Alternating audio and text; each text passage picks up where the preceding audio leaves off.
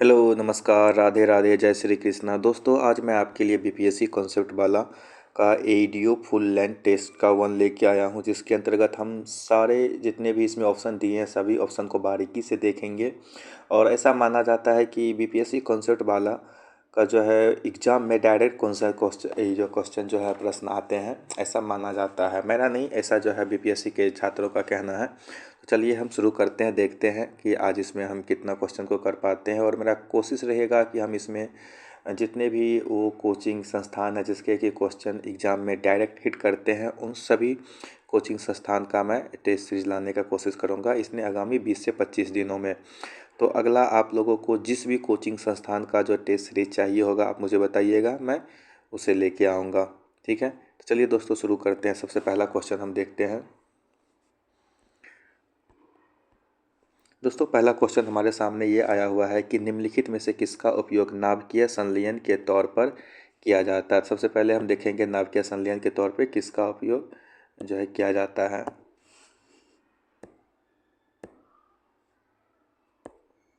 माफ़ कीजिएगा, मैं पेन था सेट कर ले रहा हूँ दोस्तों। तो इसमें हम देखेंगे तो नाभिकीय संलयन क्या पूछ रहा है। नाभिकीय संलयन के तौर पर जो है ड्यूटेरियम और ट्रिटिनियम का उपयोग किया जाता है। यूरेनियम और प्लूटोनियम का जो है उपयोग किया जाता है। एक सेकेंड दोस्तों, मेरा पेन चेंज कर ले रहा हूँ, ये पेन फिट नहीं बैठ पा रहा है। एक सेकेंड, तो मैं ये पेन देख लेता हूँ कैसा है। चलिए, तो मैं ये पेन ले रहा हूँ। तो यूरेनियम जो है ना सर, यूरेनियम सबसे पहले इसका ऑप्शन हम देख लेते हैं। इसका आंसर जो हो गया ड्यूटेरियम और ट्रिटिनियम हो गया। और हम बात करें यूरेनियम और प्लूटोनियम 39 का, यूरेनियम 235 और प्लूटोनियम 239 का, तो इसका हम जो है ना ये विखंडन में, इसका विखंडन नाभिकीय विखंडन में इसका उपयोग किया जाता है। ठीक है, तो अगला क्वेश्चन हम देखते हैं। अगला क्वेश्चन हमारा हो गया कि दंत चिकित्सक जो होते हैं, दंत चिकित्सक या डेंटिस्ट दांतों की बड़ी प्रतिबिंब देखने के लिए किस दर्पण का इस्तेमाल करता है। तो दोस्तों ये इस्तेमाल करता है अवतल दर्पण का इस्तेमाल करता है। ठीक है, और अगला क्वेश्चन हम देख लेते हैं। तो वेग त्वरण यानी कि वेग समय ग्राफ के अंतर्गत कौन सा क्षेत्र आता है। तो वेग समय ग्राफ के अंतर्गत विस्थापन का क्षेत्र आता है।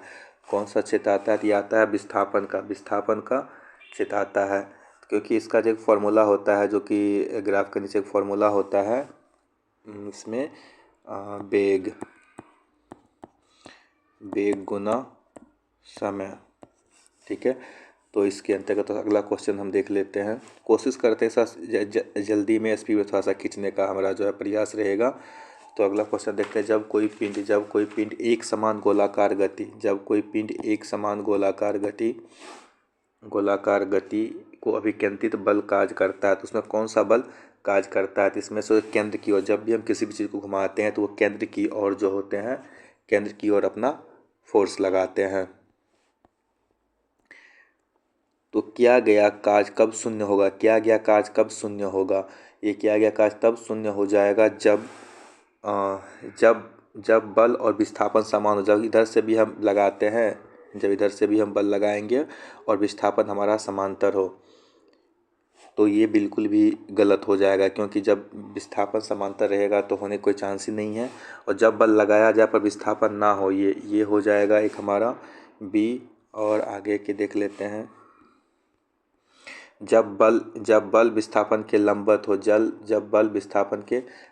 हो, इस समय भी हमारा आंसर क्या हो जाएगा। इस समय भी बी और सी। दोस्तों इसमें हमारा आंसर हो जाएगा बी और सी, क्योंकि दो आंसर एक ही तरह के दिए हुए हैं, जिससे कि हमारा कार्य जो है शून्य हो जाएगा। जिसमें हमारा ऑप्शन हो जाएगा डी मतलब क्या हो गया सी, जब बल और विस्थापन के लंबवत हो, ये भी हो जाएगा। और एक आंसर हमारा हो जाएगा इसमें ये जब बल लगाया जाए पर विस्थापन ना हो, तो इसका आंसर हमारा क्या रहेगा, बी और सी रहेगा। चलिए अगले क्वेश्चन को हम देख लेते हैं। तो अगला क्वेश्चन हमारा हो गया, यदि पृथ्वी का द्रव्यमान 2 गुना कर दिया जाए परंतु त्रिज्या समान हो, तो सतह पर जी का मान क्या होगा। दोस्तों सतह पर जी का मान इस समय जो होता है ना, वो 2 गुना हो जाएगा। क्या हो जाएगा? 2 गुना हो जाएगा, क्योंकि हमारा एक फार्मूला होता है, जो फार्मूला हमारा है वो होता है G=G m/r²। इस फार्मूला के तहत हमारा क्या हो जाएगा? 2 गुना हो जाएगा। ठीक है, तो चलिए दोस्तों हम अगला प्रश्न देखते हैं। अगला प्रश्न हमारा आ गया, साधारण पेंडुलम सरल लोकल का आवर्तकाल किस पर निर्भर करता है? तो इसका आवर्तकाल लोकल की लंबाई पर निर्भर करता है। किस पर निर्भर करता है? लोकल या पेंडुलम की लंबाई पर निर्भर करता है। तो अगला क्वेश्चन देखते हैं, क्षारीय धातु किस समूह में आते हैं? क्षारीय धातु समूह 1 में आते हैं। किस में आते हैं दोस्तों? क्षारीय धातु समूह 1 में आते हैं। क्षारीय धातु समूह 1 में आते हैं। चलिए अगला क्वेश्चन देख लेते हैं, जब कोई गैस किसी द्रव में फैलती है तो इसमें कौन सा कोलाइड, जब कोई गैस पूछ रहा है, जब कोई गैस जो है ना किसी द्रव में किसमें लिक्विड में फैलेगा तो ये हमारा कार्य करेगा फोम का। किसका कार्य करेगा? फोम का कार्य करेगा। तो फोम का निर्माण होगा। निम्नलिखित में से कौन सा एक उपधातु है दोस्तों? उपधातु की बात करें तो उपधातु हमारा हो जाता है बोरॉन। इसमें कौन सा उपधातु हो जाएगा? हमारा उपधातु होगा बोरॉन हो जाएगा। ठीक है, और इसमें हम सोडियम की बात करें, सोडियम भी हमारा क्या है? सोडियम हमारा धातु है, मेटल है, जिसको कि हम चाकू से कट कर सकते हैं। ऑक्सीजन भी क्या है हमारा?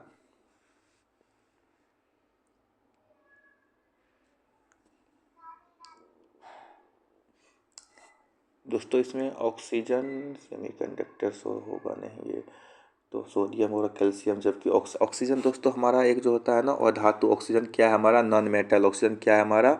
नॉन मेटल है। ऑक्सीजन क्या है? नॉन मेटल है। ठीक है, और कैल्शियम की बात करें तो ये भी हमारा क्या है? मेटल है। ठीक है, चलिए हम अगले क्वेश्चन की तरफ चलते हैं।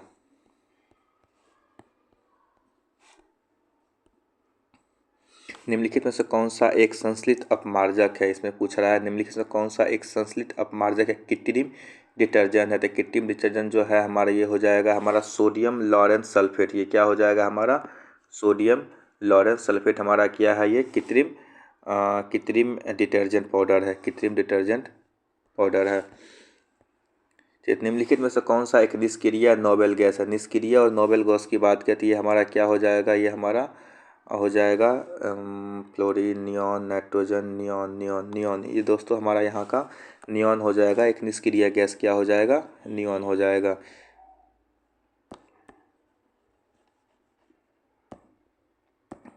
नियॉन हो जाएगा। तो निम्नलिखित में से कौन सा एक संश्लेषित या कृत्रिम बहुलक पूछ रहा है? क्या पूछ रहा है? संश्लेषित या कृत्रिम बहुलक। कृत्रिम बहुलक की बात करें तो ये हमारा हो जाएगा कृत्रिम बहुलक। कृत्रिम बहुलक इसमें स्टार्च, सेलुलोज,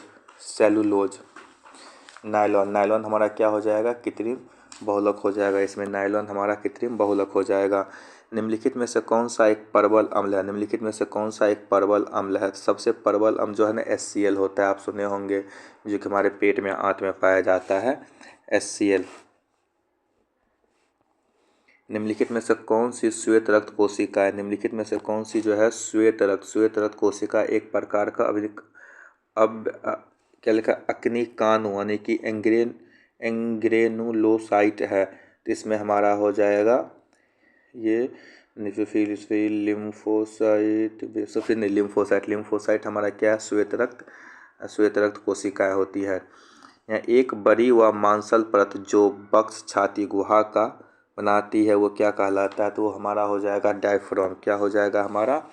डायफ्राम हो जाएगा दोस्तों। इसमें नेक्स्ट क्वेश्चन की तरफ बढ़ते हैं। तो इसमें अवायवीय श्वसन का तात्पर्य निम्नलिखित में से क्या है? जो अवायवीय मतलब क्या होता है ना, जो कि बिना ऑक्सीजन के सांस लेते हैं। तो इसमें क्या हो जाएगा आंसर? ऑक्सीजन के बिना सांस लेते हैं, तो अवायवीय हो गया। इसमें अगला क्वेश्चन देखते हैं, कॉर्निया मानव शरीर के किस अंग का भाग है? कॉर्निया जो है ना, कॉर्निया मानव शरीर के, तो बहुत ही आसान क्वेश्चन है, ये हमारे मानव शरीर के आँख का भाग है कॉर्निया।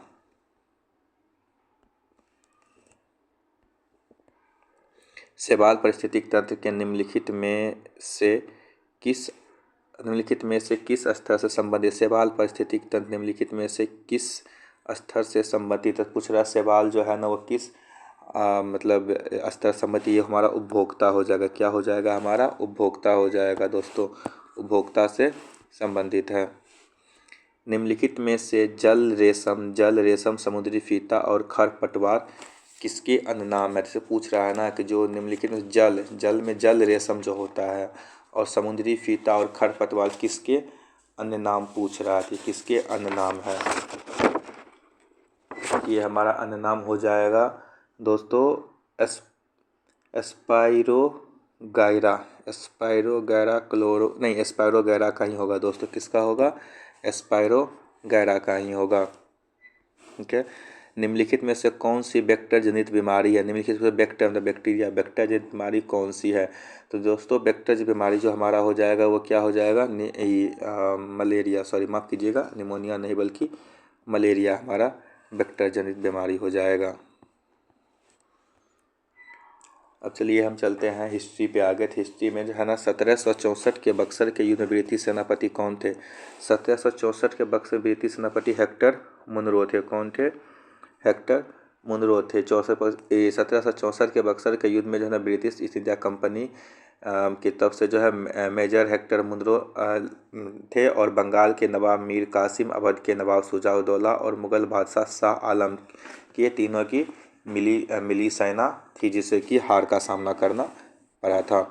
तो ब्रिटिश राज में अपनी सेवा को लेकर भारतीय सिपाहियों की सबसे बड़ी शिकायत की थी कि सबसे बड़ी शिकायत जो है ना भारतीयों की थी इसमें विदेशी सेवा, क्योंकि वो समुद्र पार को जो है ना अशुद्ध मानते थे, क्या कहते हैं, अशुभ मानते थे, जिसमें कि वो विदेश नहीं जाना चाहते थे और उस समय विदेश जाने के लिए सिर्फ और सिर्फ समुद्र को पार करना ही पड़ता था।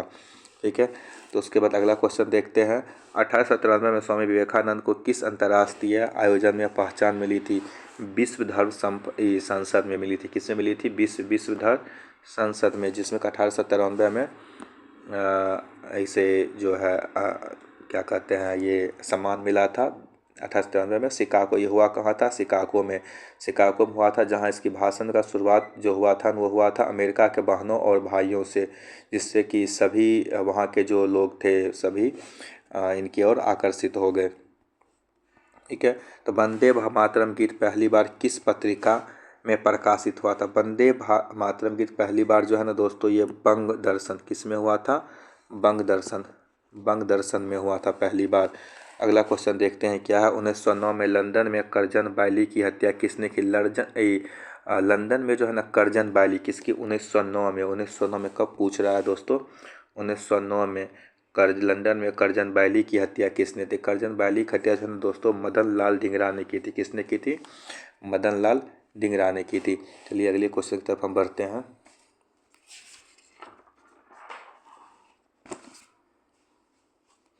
और दोस्तों इसमें थोड़ा सा और बता दें कि मदन लाल धिंगरा जो है ना ये 1 जुलाई 1909 को लंदन में गया था। वहाँ के आर्मी अधिकारी जो है मतलब इसको कर्जन बायली की हत्या किया था। तो इसमें हम अगले क्वेश्चन की तरफ बढ़ते हैं।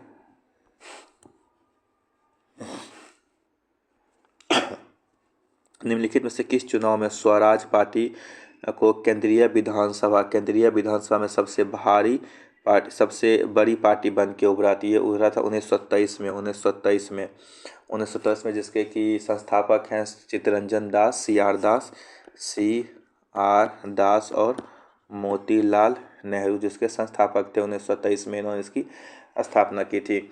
तो साइमन कमीशन की अगला क्वेश्चन देखते हैं। साइमन कमीशन की सिफारिश के कारण 1930 में कौन सी घटना घटित? 1930 में कौन सी घटना घटित हुई थी दोस्तों? ने साइमन कमीशन के सिफारिश से 1930 में जो घटना घटित हुई थी वो घटना थी, कौन सी घटना थी? एक सेकंड, ये क्या आ गया? तो कौन सी घटना थी? ये हमारी घटना थी प्रथम गोलमेज सम्मेलन। साइमन कमीशन की सिफारिश पर प्रथम गोलमेज सम्मेलन हुआ था लंदन में। साइमन कमीशन का रिपोर्ट 1930 में आया था, जिसके बाद जो है ना 1930 में ही प्रथम गोलमेज सम्मेलन भी हुआ था लंदन में, जिसमें कि कांग्रेस और महात्मा गांधी ने बहिष्कार किया था। ठीक है। तो गांधी इरविन समझौता के बदले गांधी जी क्या चीज़ पे सहमत हुए थे? ये पूछ रहा। गांधी इरविन समझौते के बदले गांधी जी सहमत हुए थे असहयोग आंदोलन समाप्त करना। इसमें जो हमारा आंसर हो जाएगा दोस्तों वो हो जाएगा सविनय अवज्ञा आंदोलन को रोकना, क्योंकि उसमें सविनय अवज्ञा आंदोलन चल रहा था, तो जिसके कारण कि उसको रोक के वो सेकेंड गोलमेज सम्मेलन 1931 में लंदन गए थे। ठीक है, तो 1939 में कांग्रेस मंत्रिमंडल के त्यागपत्र से कौन सा राजनीतिक घटनाक्रम हुआ था? भारत छोड़ो आंदोलन की शुरुआत, मुस्लिम लीग की पाकिस्तान की मांग हुआ था। मुस्लिम लीग की जब 1939 में कांग्रेस ने बने त्याग पत्र कौन सा, तो ये दोस्त हो गया था मुस्लिम लीग की पाकिस्तान की मांग हुआ था। मुस्लिम लीग की पाकिस्तान की मांग हो गया था, जिससे कि कांग्रेस के इस्तीफा देने के बाद जो है मुस्लिम लीग ने इसे प्रत्यक्ष मुक्ति दिवस, सॉरी माफ़ कीजिएगा, मुक्ति दिवस मनाया था। सॉरी, मुक्ति दिवस मनाया था। अगला क्वेश्चन देखते हैं। भारत छोड़ो आंदोलन को दबाने के लिए अंग्रेज ने कौन सा तरीका अपनाया था? तो कौन सा तरीका अपनाया था? मार्शल लॉ और सामूहिक गिरफ्तारी अपनाया था। कौन सा? मार्शल लॉ और सामूहिक गिरफ्तारी अपनाया था। 1946 में प्रत्यक्ष कार्रवाई दिवस के बाद सांप्रदायिक हिंसा किस क्षेत्र में हुआ था? दोस्तों ये हुआ था नोआखली वाले क्षेत्र में। किस क्षेत्र में हुआ था? नोआखली और बिहार में हुआ था। कहाँ हुआ था दोस्तों? नोआखली और बिहार में हुआ था। 33 का देखते हैं। सिंधु घाटी सभ्यता निम्नलिखित में से किस कथनों पर विचार कीजिए। तो इसमें कह रहा सिंधु घाटी सभ्यता एक उन्नत जल निकासी सभ्यता थी। दोस्तों ये बिल्कुल सही बात है, ये उन्नत थी। अधिकतर शहर पक्की ईंट में निर्मित थे। बिल्कुल ये भी सही बात है। अधिकतर जो सिंधु घाटी सभ्यता की जो शहर थी वो पक्की ईंटों से निर्मित थी। लोहों का औजारों का इस समय कोई भी चर्चा हमें अभी तक देखने को नहीं मिला है, तो ये इस पर नहीं होगा। जिसका आंसर हो जाएगा 1 और 2। तो इसका आंसर क्या हो जाएगा दोस्तों? केवल 1 और 2। क्या हो जाएगा आंसर इसका? केवल 1 और 2। उत्तर वैदिक काल।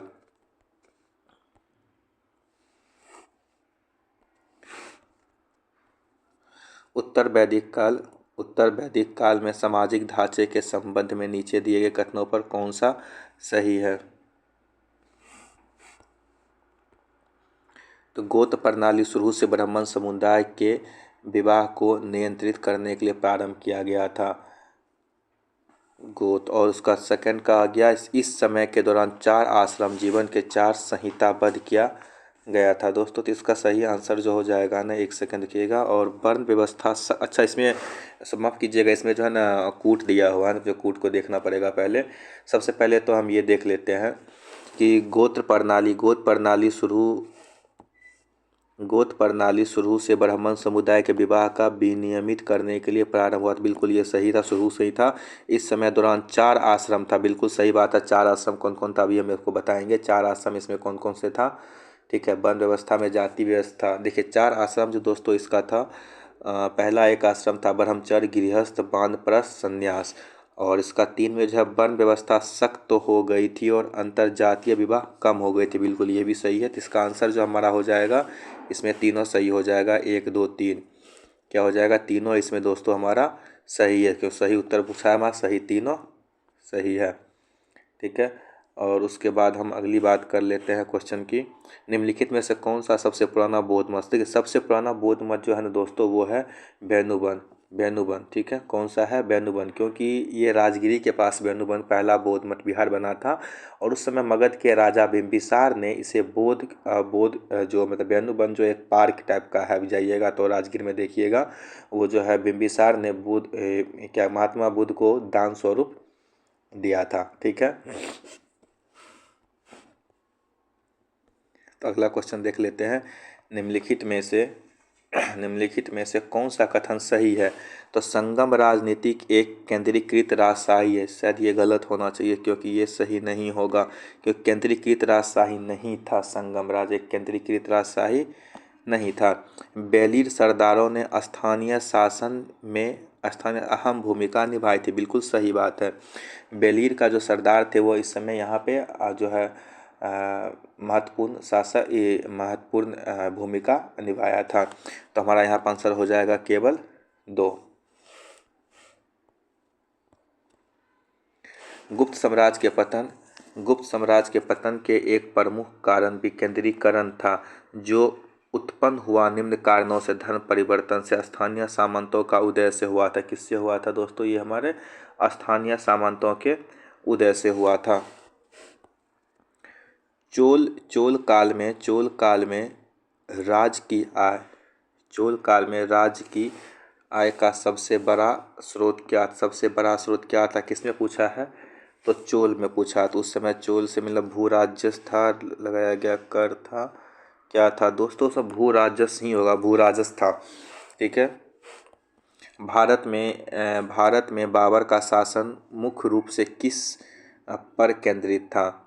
किस पर केंद्रित था? ये था प्रशासनिक, सामाजिक सुधार, क्षेत्रीय विस्तार पे ही था।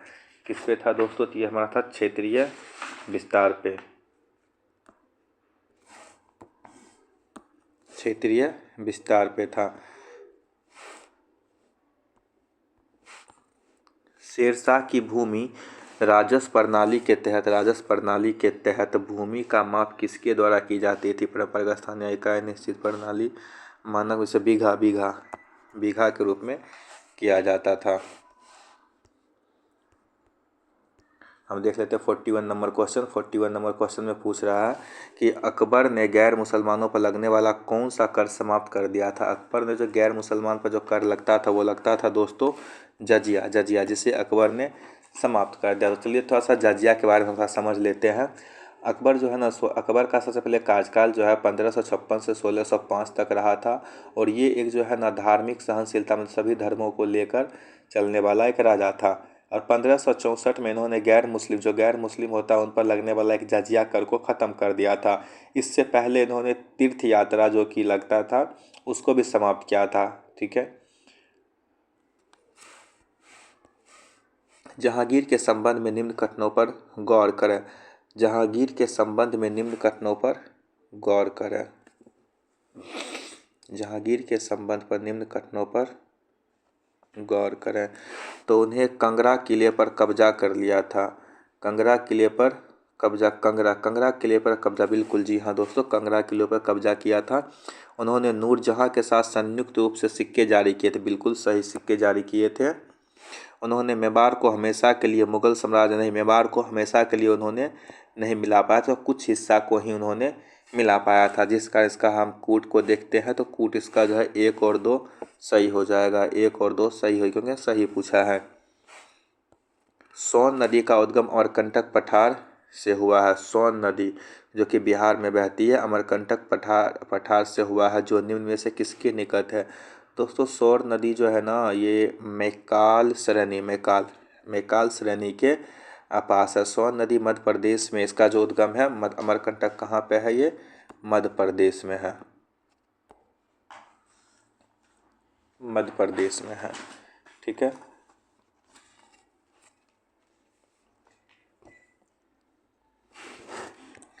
निम्न में से कौन सी नदी गोदावरी नदी के सहायक नदी है?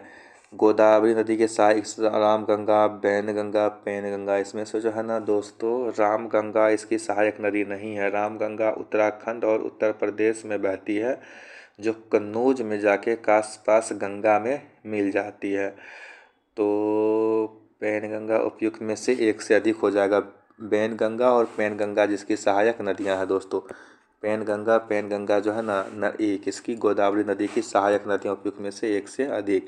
और ये जो सहायक नदी है ये इसकी सहायक नदी नहीं है, ये गंगा की सहायक नदी है।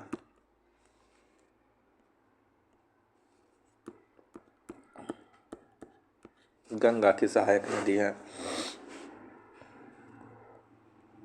भारत का कौन सा क्षेत्र मानसून और नदी प्रणाली के कारण बाढ़ की आपदाओं को सबसे ज़्यादा प्रभावित करता है?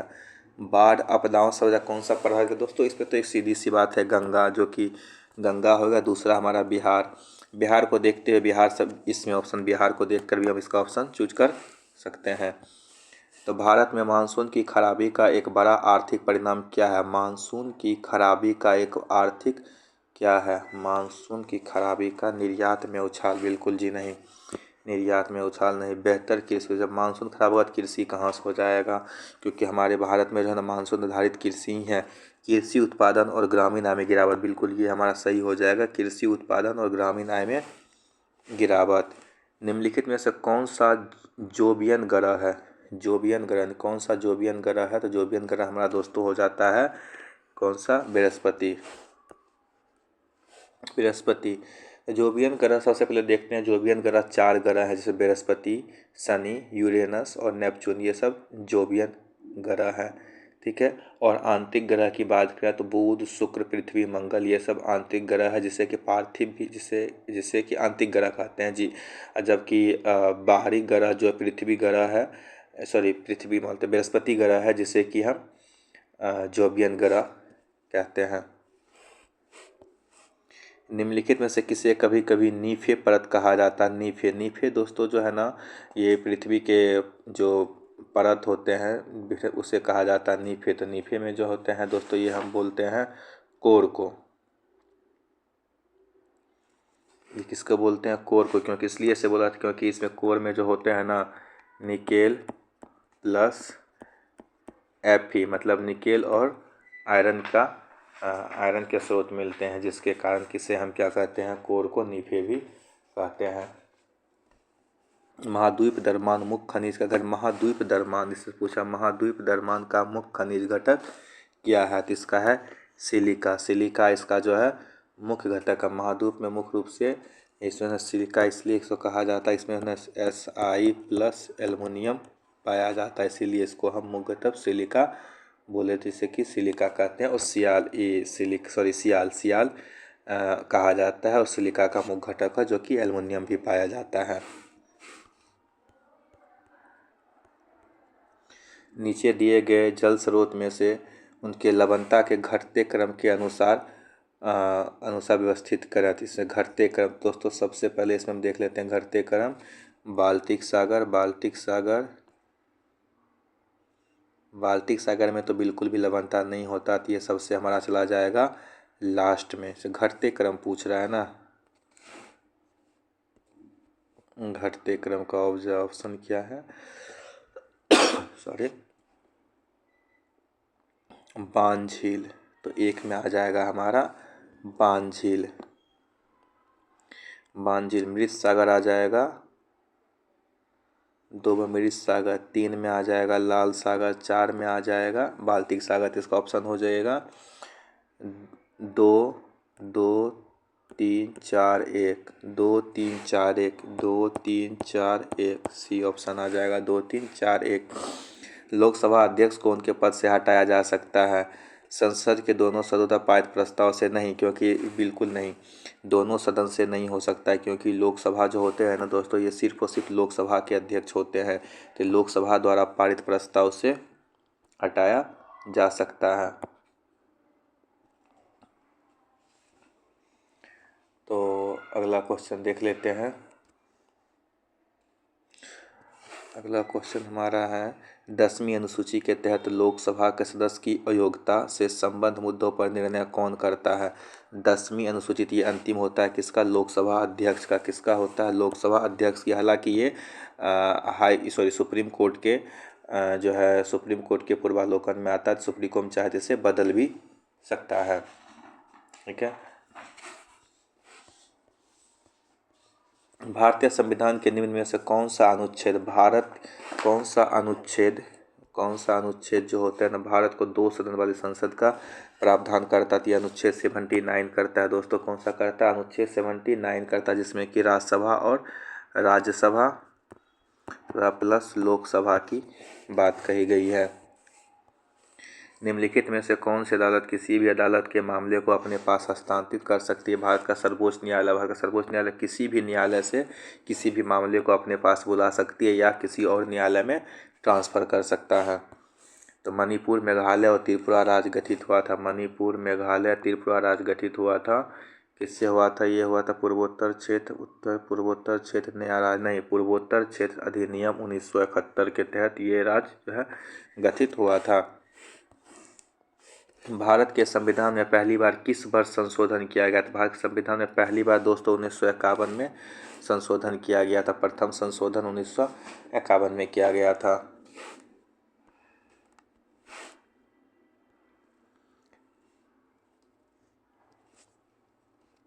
राष्ट्रीय ध्वज के चक्र का क्या, राष्ट्रीय ध्वज में चक्र क्या दर्शाता है? ये दर्शाता है दोस्त शांति। शांति चक्र दर्शाता है शांति और निरंतर। तो इसमें क्या है ना, शांति को दर्शाता है, जिसमें कितने तिल्लियाँ होती है? तिल्लियाँ होती है 24। 24 तिल्लियाँ होती है। भारतीय संविधान में मौलिक अधिकारों के अनुसार अस्पृश्यता का उन्मूलन एक क्या है? और एक समानता का अधिकार। दोस्तों ये क्या है? एक समानता का अधिकार है। समानता का अधिकार है। अगला क्वेश्चन बढ़ते हैं। भारत में वित्त मंत्रालय के तहत कौन सा विभाग मुख्य रूप से बैंकिंग, बीमा और पेंशन क्षेत्रों की देखरेख करता है? ये हमारा करता है, कौन सा विभाग पूछ रहा है ना, तो ये राजस्व विभाग, आर्थिक मामलों, वित्तीय सेवा विभाग करेगा। कौन करेगा दोस्तों? तो ये करेगा वित्तीय सेवा विभाग करेगा, जो कि वित्त मंत्री के अंतर्गत आता है। स्वच्छ सर्वेक्षण के तहत स्वच्छ शहर जोड़ी, स्वच्छ शहर जोड़ी, स्वच्छ सर्वेक्षण के तहत स्वच्छ शहर जोड़ी का प्रमुख उद्देश्य क्या है? सभी शहरों में वेस्ट टू एनर्जी प्लांट के लिए नहीं, केवल ग्रामीण क्षेत्रों केवल है, तो ये यहीं पे गलत हो गया। केवल पड़ोसी शहरों के सबसे स्वच्छ जोड़ी को नगद पुरस्कार देना नहीं। और स्वच्छता के तहत उच्च प्रदर्शन करने वाले, स्वच्छता के तहत उच्च प्रदर्शन करने वाले मेंटर शहर और कम प्रदर्शन करने वाले मेंटी शहर के बीच संरक्षित मेंटर से बिल्कुल। इसका क्या है ना, कोई भी शहर अच्छा करता है तो उसको जो है ना, अपने जो कम प्रदर्शन करता है पड़ोसी शहर को, उसको देखना, उसका जो है उसको स्वच्छ करने के लिए गाइड करना, यही इसका मुख्य कार्य है। तो 22 सितंबर 2025 से लागू होने वाले व्यक्तिगत जीवन बीमा और स्वास्थ्य बीमा प्रीमियम को क्या नया टैक्स दिया गया है?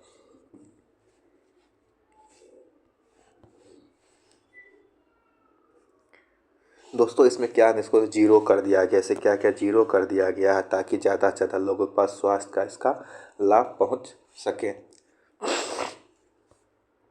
हाल ही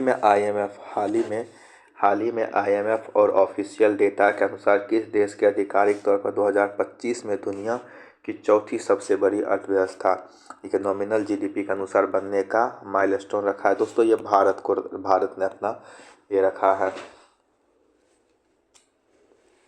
भारत को आईएमएफ से 2025 में ऑफिशियल अनाउंसमेंट किया था कि ये चौथी सबसे बड़ी अर्थव्यवस्था बन जाएगा। छठी पंचवर्षीय योजना जो कि 1980 से 1985 का मुख्य फोकस क्या था?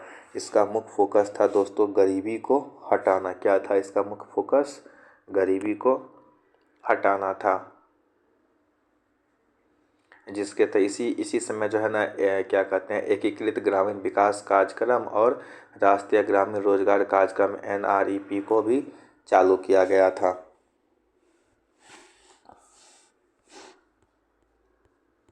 दोस्तों अगले क्वेश्चन तब हम बढ़ते हैं। निम्नलिखित में से कौन सा बांध बिहार का सबसे पुराना है? बिहार का सबसे पुराना बांध कौन सा है? बिहार का सबसे पुराना बांध है मेरवी बांध, कोहिमा बांध कैमूर में है। कोहिमा बांध कैमूर में है। खड़गपुर झील, और खड़गपुर झील की हम बात करें तो खड़गपुर कोहिमा तो कैमूर भभुआ में है। श्रीखंडी भी दोस्तों जमुई में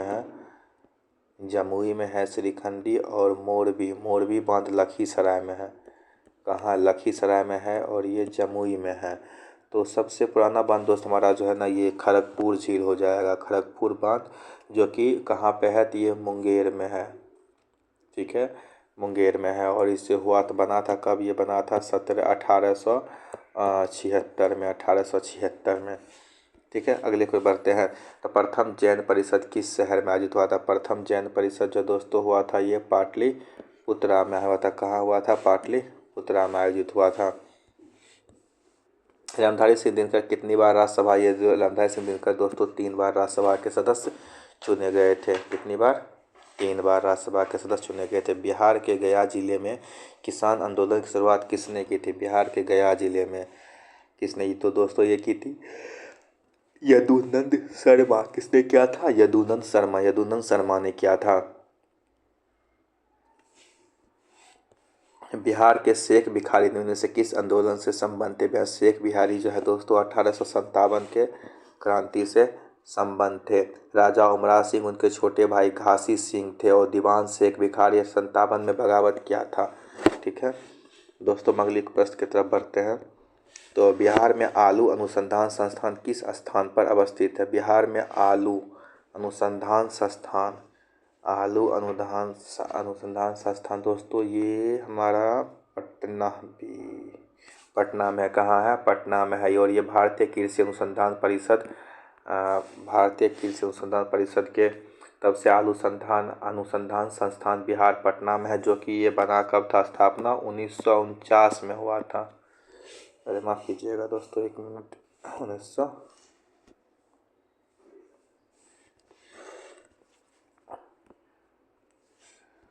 1949 में, एक सेकंड,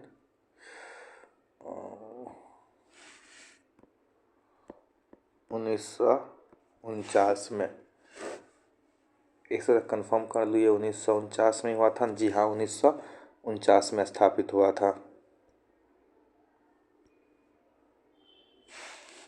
ठीक है, तब अगले प्रश्न की तरफ बढ़ते हैं। प्राचीन काल में बिहार में जल संचयन करने वाले स्थान में से किन नामों में जाना जाता था? बिहार में जल संचयन करने में से किन नामों में? बिहार में पूछ रहा है दोस्तों। प्राचीन काल में दोस्तों ताल भी जाना जाता है और पाइन भी। तो फिर उसमें से एक से अधिक, तो इसमें से एक से अधिक हो जाएगा, क्योंकि दोस्तों हर अलग अलग जगह पे अलग अलग नाम से जाना जाता है। लेकिन बिहार की बात करें तो आहार और पाइन, और दोस्तों ताल क्षेत्र नहीं, माफ़ कीजिएगा, ताल क्षेत्र नहीं, ताल क्षेत्र जो है आहार और पाइन के नाम से जाना जाता है। और आहार और पाइन, और हम बात करें ताल क्षेत्र की, तो ताल जो है ना दोस्तों ये महाराष्ट्र में से बोला जाता है, महाराष्ट्र में। ठीक है, तो हमारा आंसर हो जाएगा डी। तो गलत तथ्य की पहचान कीजिए। पटना सोन नदी पर है। पटना नहीं, पटना सोन नदी के किनारे था, बिल्कुल है। चतरा नहर पुनपुन नदी पर है। चतरा से पूछ रहा है ना गलत तथ्य, माफ़ करना दोस्तों, इसमें पूछ रहा है गलत तथ्य। ये बहुत ही जो है मिस्टेकिंग पॉइंट होता है, गलत और सही जो है प्रश्न में दे देता है। तो हमें लगता है ना कि सही पूछ रहा है, लेकिन कभी कभी गलत भी पूछ देता है।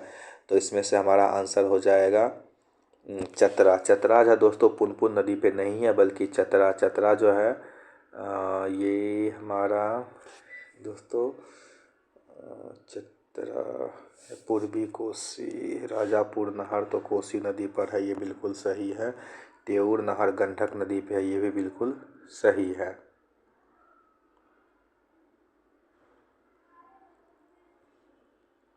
चतरा पुनपुन पे नहीं है।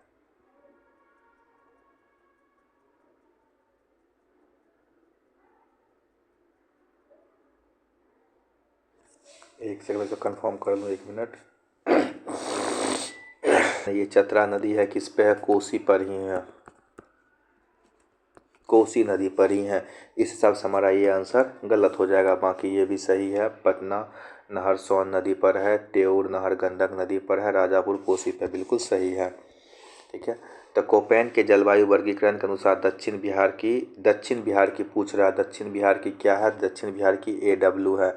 दक्षिण बिहार की क्या है दोस्तों? दक्षिण बिहार की AW है। और वही बात करें दक्षिण बिहार उत्तर बिहार की बात करें तो उत्तर बिहार की बात करें तो CWG है। यह है उत्तर बिहार, नॉर्थ बिहार की CWG है। लोटा विद्रोह बिहार के किस जिले में हुआ था? दोस्तों लोटा विद्रोह बिहार के जो है मुजफ्फरपुर में हुआ था। लोटा विद्रोह बिहार कहाँ हुआ था? मुजफ्फरपुर में हुआ था। महात्मा गांधी की सम्मति से चौकीदारी कर न देने का आंदोलन किसने प्रारंभ किया था? तो ये किया था राजेंद्र प्रसाद ने। किसने किया था दोस्तों? राजेंद्र प्रसाद ने किया था। और अगला प्रश्न की तरफ बढ़ते हैं तो बिहार हेराल्ड की शुरुआत 1872 में किसने की थी? रायसेन बाबू गुरु प्रताप प्रसाद सैन ने किया था। बिहार हेराल्ड की शुरुआत बाबू गुरु प्रसाद सैन ने किया था। 15 फरवरी 1932 को तिरंगा फहराने की कोशिश में कई क्रांतिकारी शहीद हो गए थे। कब? 15 फरवरी 1932 को। तो ये हुआ दोस्तों मुंगेर के तारापुर में, जिसे कि तारापुर गोलीकांड के नाम से जाना जाता है। पृथक बिहार का नारा किसने दिया था? पृथक बिहार का नारा किसने दिया था दोस्तों? पृथक बिहार का नारा दिया था अनुग्रह नारायण सिन्हा। किसने दिया था? दोस्तों ये दिया था प्रसाद नहीं, राजेंद्र प्रसाद तो नहीं थे, अनुग्रह नहीं थी, कृष्ण सहाय नहीं थी, ये महेश नारायण जी थे।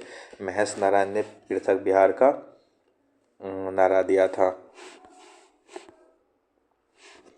निम्नलिखित में से कौन सा गलत है दोस्तों? ध्यान दीजिए, गलत सुमेलित पूछा है। तो गौतम बुद्ध वन्यजीव अभ्यारण्य गया बिल्कुल सही है। नागी नक्ची पक्षी अभ्यारण्य बिल्कुल सही है।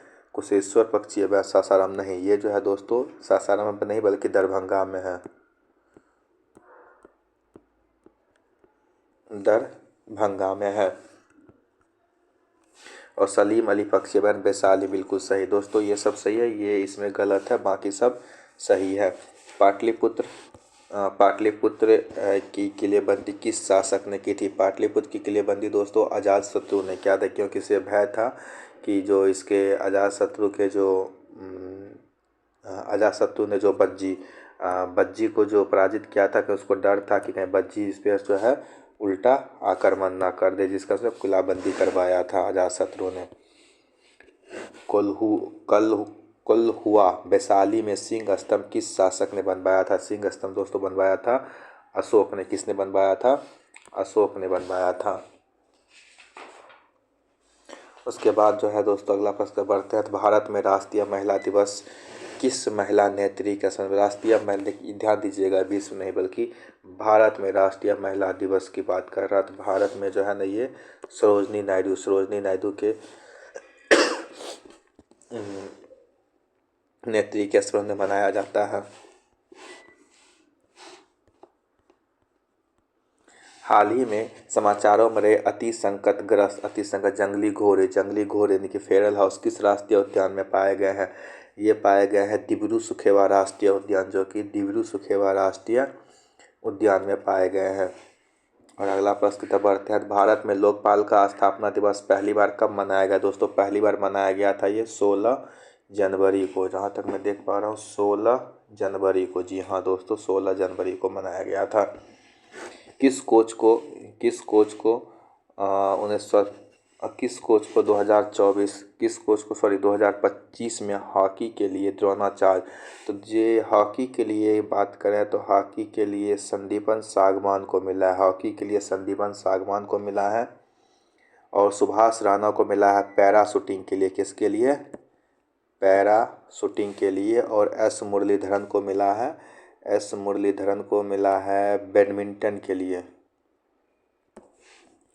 और एंग्ले कोलारमा को मिला है फुटबॉल के लिए। किसके लिए? कोलाको को फुटबॉल के लिए मिला है। और संदीप सागवान को किसके लिए मिला है? संदीप सागवान को मिला है हॉकी के लिए। अखिल भारतीय तकनीकी शिक्षा परिषद AICTE ने क्वांटम प्रौद्योगिकी में भारत का पहला स्नातक स्थान माइनर कार्यक्रम किसके साथ मिलकर किया है? दोस्तों ये मिलकर किया है राष्ट्रीय क्वांटम के साथ मिलकर। किसके साथ मिलकर किया है? तो ये क्या है दोस्तों? राष्ट्रीय क्वांटम मिशन के साथ मिलकर किया है। 2025 को सुधारों का वर्ष किसने किया? रक्षा मंत्रालय ने। और ये जो है ना शिक्षा में विभिन्न प्रकार के सुधारों की बात करता है, इसलिए इसका नाम सुधारों का वर्ष घोषित किया रक्षा मंत्रालय ने।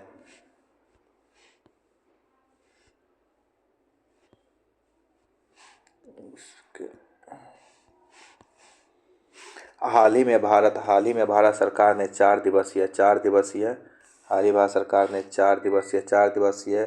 4 खिलाड़ियों को मेजर ध्यानचंद पुरस्कार देने का निर्णय किया। निम्नलिखित में से कौन इसमें शामिल नहीं है? दोस्त ध्यान दीजिएगा, नहीं है पूछा है।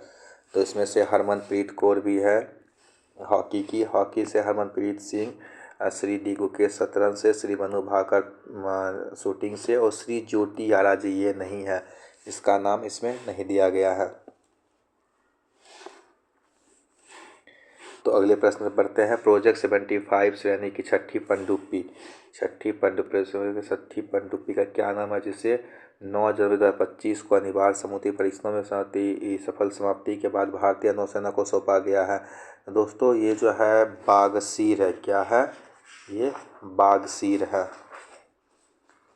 एक सेकंड तक कंफर्म कर लूँ ये क्या है। बागसीर है ना, बागसीर।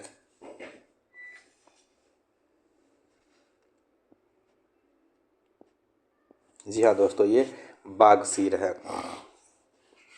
भारत का पहला जैविक मत्स्य पालन क्लस्टर किस राज्य में शुरू किया गया है? तो ये किया गया किस राज्य में? तो ये किया गया दोस्तों सिक्किम में। मतलब सिक्किम में। और ये किसके द्वारा किया गया? तो ये जो है केंद्रीय मंत्री श्री राजीव रंजन सिंह ने सिक्किम में किया है। और ये मत्स्य पालन जो है और डेयरी मिनिस्टर भी है, और ये बिहार के मुंगेर से सांसद है। ठीक है।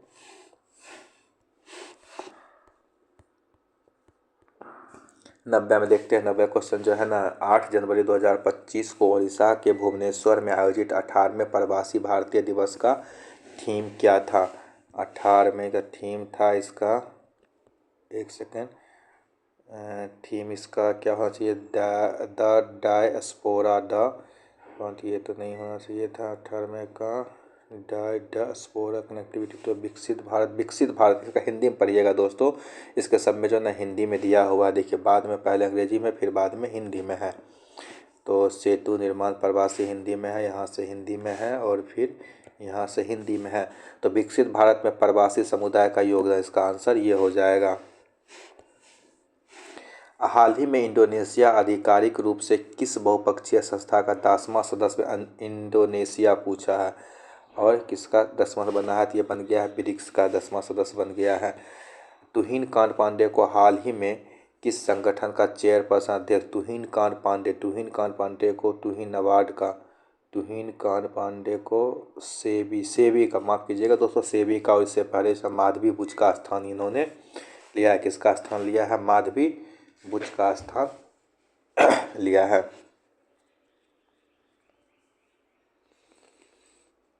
और ये जो है ना सेबी का कौन सा अध्यक्ष बना है? 11वां अध्यक्ष। कौन सा? 11वां अध्यक्ष बना है सेबी का। ठीक है। तो अगला प्रश्न की तरफ बढ़ते हैं। प्रोवो सुबियांटो को भारत का प्रोवो सुबियांटो को जो है भारत का गणतंत्र दिवस परेड का मुख्य अतिथि के रूप में आमंत्रित किया है। किस देश के राष्ट्रपति? ये इंडोनेशिया के राष्ट्रपति है। कहाँ के है दोस्त? प्रोवो सुबियांटो इंडोनेशिया के राष्ट्रपति है। ट्रांसफॉर्मिंग प्रिज्म नामक पुस्तक जो जेल सुधार और कैदियों पुनर्वास पर केंद्रित की है। ट्रांसफॉर्मिंग प्रिज्म ये किरण बेदी के द्वारा लिखी गई है, जो जेल सुधारों की बात करता है। और मई 2025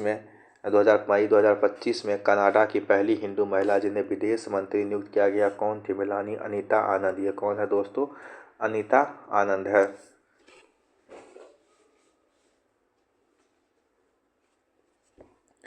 अगला प्रश्न बढ़ते हैं। तो बिहार बजट 2025-26 के अनुसार बिहार के किस जिले में सुपर स्पेशलिटी कैंसर अस्पताल, ये जो बिहार के बेगूसराय में, इस एरिया में जो कैंसर पीड़ित ज़्यादा है, इस कारण से किस वास्तुविद आर्किटेक्ट और को 2024 में उद्घाटन किए गए नालंदा विश्वविद्यालय में हरित ऊर्जा कुशल और परिसर का डिजाइन किया है? तो दोस्तों ये किया है चार्ल्स कोरिया। बालकृष्ण विट्ठल दोषी जी ने जो है, नालंदा के वास्तुकार कौन है? नालंदा विश्वविद्यालय के बालकृष्ण विट्ठल दोषी जी है। निम्नलिखित में से कौन सा पशु विहार आयोजित खेलो इंडिया यूथ 2025 का शुभारंभ? ये दोस्तों एक गज सिंह था। गज सिंह जो गज और सिंह दोनों का था, गज ताकतवर, सिंह और दोनों का था। हालिया विकास परियोजनाओं के अंतर्गत सहरसा मुंबई कि निम्नलिखित में से कौन सी एक्सप्रेस ट्रेन हरी झंडी दिखाकर रवाना किया गया। दोस्तों ये क्या गया, अमृत भारत एक्सप्रेस। दोस्तों ये 1 नंबर का स्लीपर कोच है, इसमें जाइएगा तो आपको फील होगा कि हम 5 स्टार होटल में आ गए हैं। लेकिन ये पूरा पूरा स्लीपर कोच ही है, लेकिन इसमें सुविधा ज़बरदस्त दिया गया है। शौर्य वेदनम, शौर्य वेदनम, इसका अगला क्वेश्चन अंतिम है। शौर्य वेदनम महोत्सव तो मार्च 2025 में आयोजित हुआ था, बिहार के किस जिले में आयोजित है। दोस्तों ये पूर्वी चंपारण में, कहाँ पर हुआ था, पूर्वी चंपारण में आयोजित हुआ था। शौर्य वेदनम कहाँ हुआ था, तो पूर्वी चंपारण में। दोस्तों ये हमारे आज के 100 क्वेश्चन थे बीपीएससी कॉन्सेप्ट वाला का। आप इसे बताइएगा कि आपको कैसा लगा। आई होप कि अच्छा ही लगा होगा, और हमारा उम्मीद रहेगा कि आगे हम इसी प्रकार के टेस्ट सीरीज को कंटिन्यू रखें। और यदि आपको ये पसंद आया हो तो आप इसे प्लीज़ हमें एक लाइक करके ज़रूर बताइएगा। दोस्तों आपसे एक अंतिम निवेदन है, आपको जिस भी कोचिंग का टेस्ट सीरीज चाहिए कमेंट बॉक्स में आप बताइएगा। जिस भी कोचिंग संस्थान का ज़्यादा से ज़्यादा नाम रहेगा मैं उसका अगला टेस्ट सीरीज लाऊँगा, और इससे अच्छे से उसका जो है विस्तार पूर्वक एक्सप्लेनेशन भी लाऊँगा। ठीक है, थैंक यू, धन्यवाद।